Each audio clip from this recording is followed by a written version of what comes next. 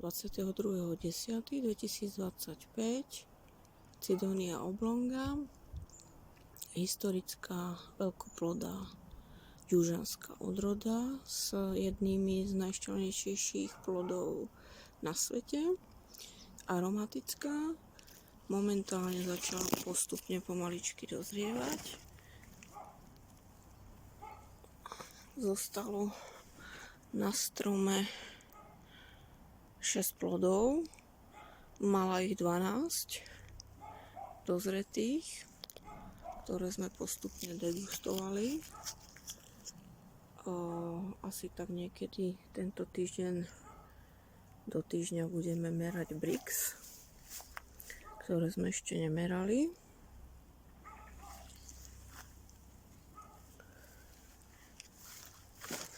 Sadenica bola vysadená 2024, tak nejak zima 2023-2024 na prelome. Pozrieme do evidencie presnej a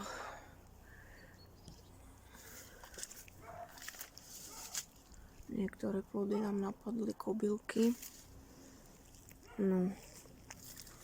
Takže táto odroda bude konzumovateľná priamo zo stroma mäkkoploda tak v novembri, kedy sa plody vyfarbia až do oranžova.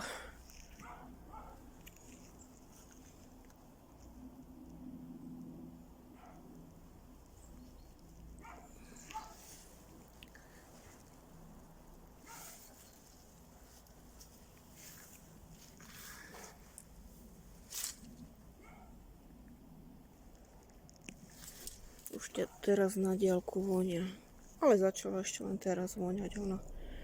Je to asi dneska, takže ešte len dneska začala vyzrievať.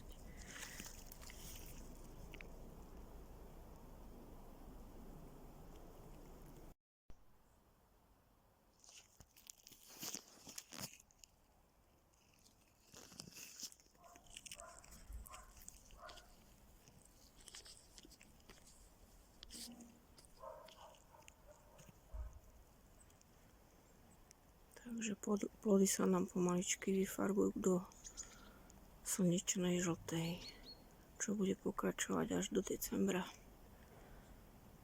kedy sa táto odroda priamo konzumuje. November, december.